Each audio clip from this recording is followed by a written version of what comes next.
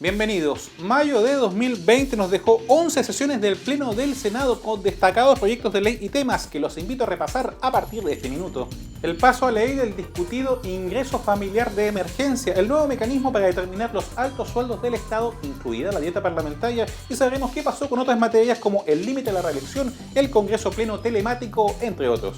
Aquí comienza este resumen mensual con lo más destacado de la Sala del Senado durante mayo de 2020.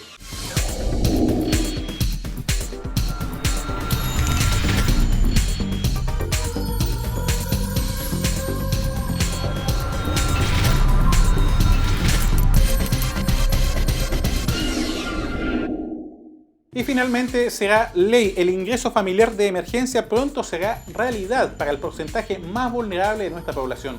Previas observaciones del Ejecutivo mediante la figura del veto, el ingreso familiar de emergencia que se aprobó a fines de abril se complementó de tal forma que hay una nueva tabla de beneficiarios y montos a recibir en 3 meses de aportes fiscales. El segundo aporte corresponderá al 85% del primero, mientras que el tercero será el equivalente a un 70%. La nueva tabla parte con los hogares unipersonales, que recibirán como primer aporte 65.000 pesos, luego 55.000 pesos y el tercer mes 45.000.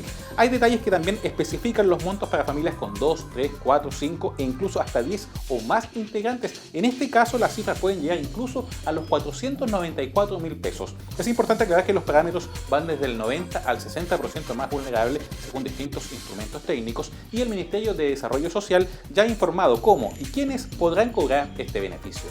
Y así, luego de 2 reñidas votaciones, finalmente se dio por terminada la tramitación de esta importante ayuda social en el Congreso Nacional. Establecer el mecanismo de que el primer mes se dan 65, el segundo 55, el tercero 45. Creo que ese es el peor de los incentivos perversos que van en contra de la estrategia sanitaria que ha implementado el gobierno. Incentivo perverso, ¿por qué, Presidenta? Por una razón muy sencilla. Porque si a una familia se le da un mes una cantidad y al mes siguiente se le dice que se le va a disminuir, el incentivo es a salir a buscar ingresos. Todos quisiéramos que estos bonos tuvieran un monto superior, pero hay que ponerlo en el contexto en que esto se está realizando. Tenemos nosotros un déficit, de acuerdo con el último informe de finanzas públicas, un déficit de 8 puntos del Producto Interno Bruto, el mayor en 47 años. Otro proyecto que pasó a ser ley durante mayo de 2020 fue la nueva fórmula para determinar los altos sueldos que dependen del Estado. De forma transitoria, el Consejo de Alta Dirección Pública decidirá sobre este tema, incluida una rebaja en los primeros 30 días después de promulgada la ley, tanto para parlamentarios como para ministros. El resto de las remuneraciones de los cargos llamados de confianza del presidente se revisará en un plazo de 90 días. Recordemos que por ahora el Poder Judicial quedó al margen de esta norma. El instrumento permanente de regulación de los sueldos será una comisión técnica de tipo externa, de alto nivel, elegida por 2/3 del Senado, previa nominación del Ejecutivo, y determinará también los sueldos de otros cargos, como por ejemplo los futuros gobernadores. Ahora, tras salir exitosamente desde la instancia de comisión mixta y sortear sus trámites tanto en la Cámara de Diputados como en el Senado, este nuevo mecanismo será ley de la República.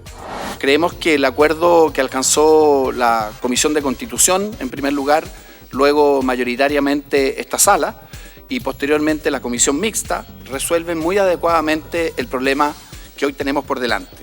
Hay una responsabilidad en régimen de parte del Ejecutivo para que esta ley orgánica pueda dictarse, porque si esta ley orgánica no se dicta, entonces vamos a tener una situación política y jurídica bastante, poco presentable frente a nosotros mismos y frente a la opinión pública. Yo digo, votemos a favor, lo voy a votar a favor, lo anunciamos, votemos a favor. Pero, Presidenta, constituye una tabla y no se deje presionar porque hay 14 senadores que le mandan una carta traicionando la lealtad que se deberá tener en este Senado, señalándole cómo tiene que poner la tabla. No es lo más importante. Es necesario, lo voy a votar a favor. Pero, Presidenta, teníamos un consenso, discutamos los temas que le importan a la gente. Por supuesto, en mayo nos dejó otros temas destacados que partiremos revisando con el proyecto que limita la reelección sucesiva de autoridades, el cual, al parecer, le restan algunos tramos legislativos. La sala aprobó limitar la reelección para senadores, diputados, alcaldes, consejeros regionales y concejales, pero sin considerar los periodos sucesivos hasta ahora, la mal llamada retroactividad. El texto pasó a tercer trámite en la Cámara de Diputados y todo parece apuntar a una fase de comisión mixta.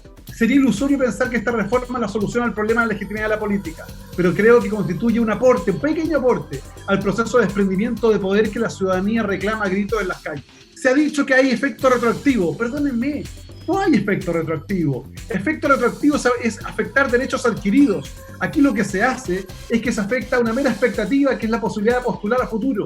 Yo voto a favor, reitero, esto es una norma que se me aplica, pero creo que es absolutamente necesario que se me aplique, porque si yo le estoy diciendo a la ciudadanía que los senadores no pueden tener más de 2 periodos, los 2 periodos que yo ya llevo tienen que contarse. No tendría cara para enfrentar a la ciudadanía y decir que esos periodos no se pueden.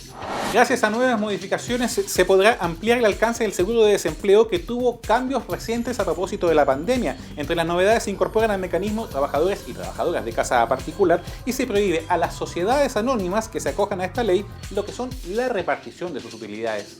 Y 3 veces en solo un mes pasó a sala el proyecto que finalmente permitirá que el Congreso Pleno, con miras a las cuentas públicas del Ejecutivo y los parlamentarios, pueda realizarse de forma telemática. Una de las repercusiones más inmediatas es que la cuenta pública del presidente de la República se aplazó por única vez para el día 31 de julio de 2020. Con todo lo que ocurrió en Chile, incluido el estallido social, incluido el cambio de gabinete, incluido el nuevo presupuesto, incluida la reforma tributaria e incluido todo lo que hemos avanzado. Y como ahora se viene la noche, ya desde el punto de vista de salud y desde el punto de vista económico, con mayor razón es ahora que él tiene que dar su cuenta pública.